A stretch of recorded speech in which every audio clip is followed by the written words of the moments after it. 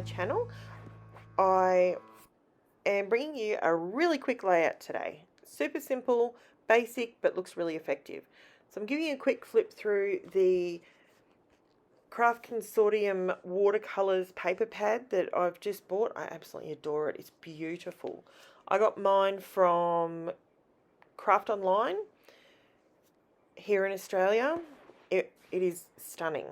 When you want to do watercolor effect or a mixed media effect, sometimes it's handy. Sometimes I get messy, sometimes I don't want to get messy. This paper pad, I love it. And it comes in, this is like the pinks and sort of pastel colours, but there's some really dark ones as well. Dark greens and blues. Beautiful. I'll be getting more. So what I've done here is I've just cut down, so I've got a plain white 12 by 12. I've taken 1/4 inch border all the way around on my watercolour piece. I've attached that down. Now, I have 3 photos that I'm doing today of my beautiful daughter, and she is twirling around in front of me. So, there's no real story to tell other than she looks adorable, I love the photos, I love the colours, and I wanted to scrap them. So, what I decided to do was just do a super, as I said right in the very beginning, I want to show you some techniques that will show movement or show whatever you're trying to feel. In this case, it's movement. So she was spinning around and she was being all cute. So I wanted to do something that I wanted the photos to be scrapbooked, but I didn't want heaps of embellishments and heaps of stickers and so on. I just wanted the photos to be the star of the show. So I pulled out my Creative Memories circle cutter, and I pulled out my other Creative Memories, I think they call that punch from memory. I think it's called Starburst or something like that. Look, I don't even know if they still have it. I bought that punch about 15, maybe 17 years ago. So I'm not sure if they even have it anymore. But it's really good because it's got like a burst and then it's got like a wonky star. So I used that today. Now what I did is I cut on another piece of the same paper. I cut circles out, and I used the red cutter and the green cutter. So I ended up with it's about an eighth of an inch circles. And then what I've done is I've just cut them, and this is me playing with it, just trying to figure out how exactly I'm going to make this look like, sort of like water rings, like it's going spinning around. And what I worked out is if I cut the edges of them so they're almost like an arrow just on one side, it gives more of an effect of it following around in a circle. So then what I decided to do was I played with it a lot. So I swapped obviously the pink side is on the bottom and the yellow side's on the top. And then what did I do? After I played with it for a little bit and figured out, because I don't have, this is actually all from that one size circle cutter. So because I'm using smaller pieces of it, it allowed me to make it appear as though it was traveling outwards. So I don't make you watch me fiddle with all of this, because this video is really about showing you a visual technique that can allow something to look like it's moving. So what else did I use? So I think the punch is called Starburst. I know you can still get the cutting system from Creative Memories. I'm not a consultant anymore, so I have no idea, to be frank. Okay, so now I just go ahead and glue these down. And I skipped out some chunks because you don't really want to watch me. Everyone knows how to glue down a circle. half circle, quarter of a circle. The glue that I'm using is Art Glitter Glue. No glitter involved. It's fantastic. It's got a really fine nib on it. I love it. It's absolutely amazing. Dries really quick, holds really, really, really good. So I just wanted to add these all around. Now, in real life, when it's zoomed in a lot more, it stands out a lot more than, it looks like it's only barely standing out, but it really, the contrast is there in real life. It does look very pale though. So now what I do is these stars actually, see how they're not perfect stars? It's like they're moving themselves. They've got that bit of a drag on one side. So I'm just lining these up, cut out of the same paper. So these are becoming my embellishments. I'm just making my own. I don't always buy embellishments because sometimes I like to just make a really simple page like this.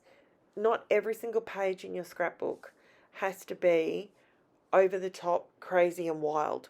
Sometimes you need a simple page so you can appreciate the busy pages.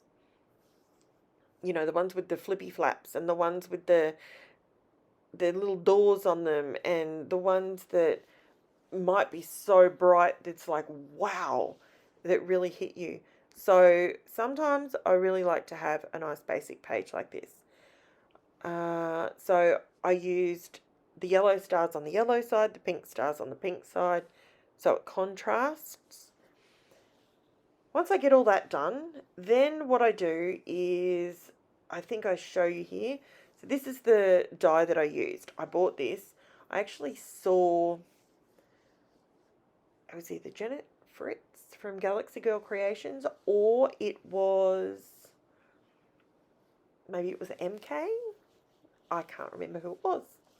But I got the idea. I saw them using this dye and these little tiny letters, and I thought, oh, I have to have those. So I managed to find some on Amazon, and they are fantastic. I know that looks super tiny, but my title is really long. I'm kind of known for having, I like it when there's lots of words on the page. If it's a simple page like this, I like a long heading. So the letters themselves they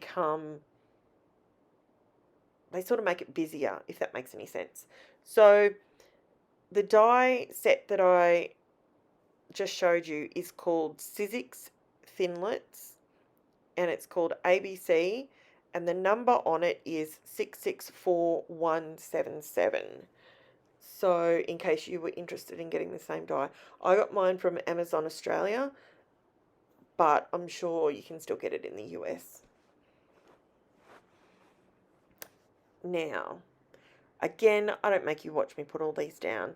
I'm using my T-square ruler to get it straight. I've turned it on the side because otherwise you'd see my head every 5 seconds trying to line it up and get it all straight. So I did it this way, so it was a little bit easier and you didn't get to see my head. So my title for this page is actually Twinkle Twinkle Little Star, Brave and Beautiful is What You Are. Basically, why did I pick that title? Brave and beautiful. One, she's beautiful. I think we all think our kids are beautiful. Brave, she takes on things sometimes that frighten the heck out of me. She's our little gymnast. So sometimes when I see that tiny little girl up on the bars and she's swinging around those high bars, or she's climbing a rope to the roof of a giant shed and she's all the way at the top, oh, that's brave in my opinion. That's real brave. I'm petrified of heights, so she blows my mind. She's smart, she's intelligent, she's articulate. Like all my daughters, I mean, all my children have different talents, and today I'm just focusing on this particular child and her talents. So, Twinkle, twinkle it is. So, what else can I tell you? After I do this, I decided normally I'd reach for some stickles, some glitter, something. Today I thought I'm going to use a different process. So, fast forward, bingo, just about finished. As you can see, it doesn't stand out a whole lot from a distance, but when you're looking at it up close, it does stand out. I think these colours just wash out a bit with my camera. So I use let me think, what is it? I think it's a Canon camcorder. It's not very old. It's good, but hey, I'm still learning. Be nice. Be nice to me. I'm still learning. I'm getting there. Okay, so now we are just about there. You are. Here's my E.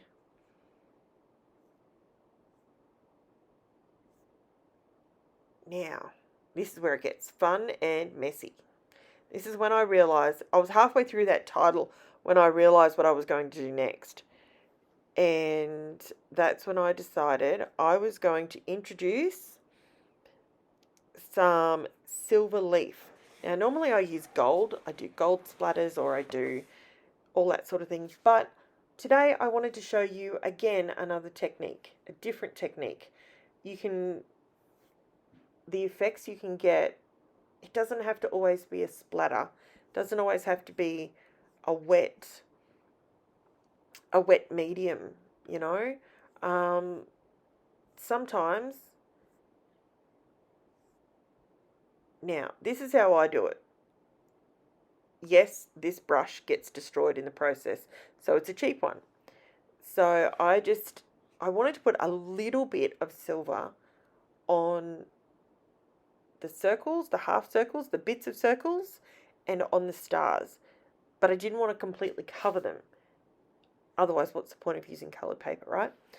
So this is what I did. I just put a little bit of the glue on each one. And this is where it gets messy. So that's what I used, the Mont silver leaf. Now, you can buy this in a jar. You can buy this in sheets. I've just got it in sheets. It's messy. It doesn't matter which way you buy it. It still gets very messy in the end. And it just sticks to it like that. And then you just grab a brush and you brush it off. Brush the excess off. I rub it with my finger a little bit to make sure it definitely sticks. But it always gets, inevitably, the first 2 or 3 times you do it, not a problem. But then it gets stuck to your finger and it gets messy, and then you realise, oh, hang on, where's my brush? And because my tweezers obviously have a little bit of glue on them from doing the title, but it's so much fun. I love playing with shiny things. That's so good. It's awesome.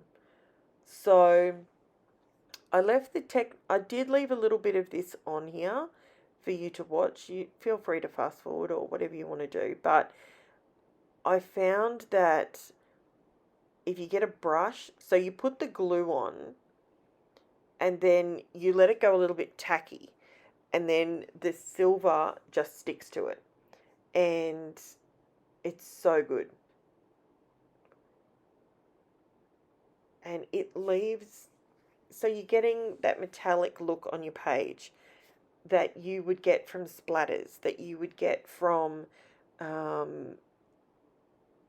mica mists or any of that sort of thing. We all love a bit of shine and glitz, and it's fantastic. But you can get it in different ways. And this is something, I know this, okay, this is very messy. So you've got to be in the mood to be this messy. And I don't always do it. But so the other thing you have to be careful of is don't overdo it. Just a little bit goes a long way. So I just wanted to add just a little bit of glue here and there, and you can see, and I don't add any other embellishments to this. Like I said, it's a simple page, but with a couple of different techniques used on the page, it looks really pretty. It looks just as pretty as, I don't know, one of your other pages. So, what techniques do you love the most? Who has shown you a technique that maybe I could learn from? Because that's something that I'm all about, is us sharing different techniques, maybe ones that we did years ago, like the Creative Memories circles. I haven't pulled those out for so long. I always just go to my Cricut now, and I just cut a cut file or cut some circles on it, cut some concentric circles on the cut file, on the Cricut. I mean, it's so much easier to go to that. With my dies, to be honest, I don't buy as many as I used to, and I don't pull them out anywhere near as much as I should, because I mean, they're not cheap. When you put your money in, you're spending your good hard earned money. You want to use it. So, and this is something. Look, this silver foil, it never goes off. It's always there. I've had this now for, oh, truthfully, I couldn't tell you, probably 5 years. 5 years. I've got a silver, because you can get it in silver, gold, and I've got it in a copper star pattern as well. And it looks like oil. It looks so pretty. It's beautiful. But in all fairness, I haven't used it very much because it's very overpowering, and you need to use the old less is more theory. So I love it. I think it just highlights it's just like a highlighter, really. And it helps these circles look like they're going around. And see, at this point, I should just stop because there's enough on there. But you just want to put on more. You want it to be pretty. More, more, more. I do stop, I promise. So, what do I do then? Let me see. So this is me now trying to get all the excess off, because that is a bit of a problem. But anyway.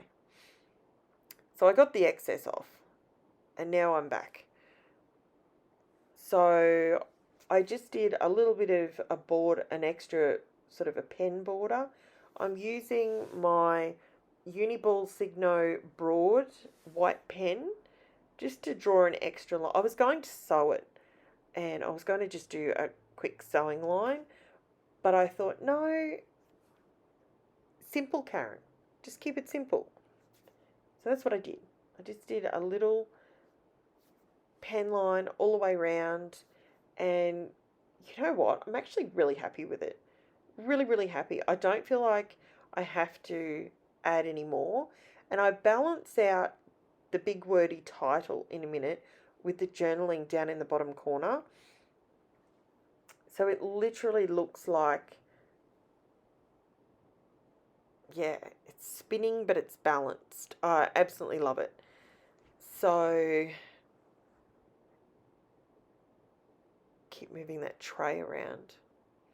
It's just so I can stay in camera shot. I've actually got quite a bit of room, but because I've zoomed it in, and I've had a few people say to me that it's better zoomed in like this, so I'd rather move things around and do it like this. So I just add a little bit of journaling, and that's it. So if you have stuck around this long, thank you. I really appreciate it. I really, really do. If you'd like to leave me a comment, that would be amazing. And then I'll just show you a couple of close-ups and see what it looks like up close. It looks fantastic. So yeah, I'd love it if you could like and subscribe. If you hit the notification bell, you'll find out when I post my next video. I'll be posting 2 videos a week from now on, and if you like it, hit the like button and drop a comment and say hi. Thanks for watching, guys. I really appreciate it. See you next time.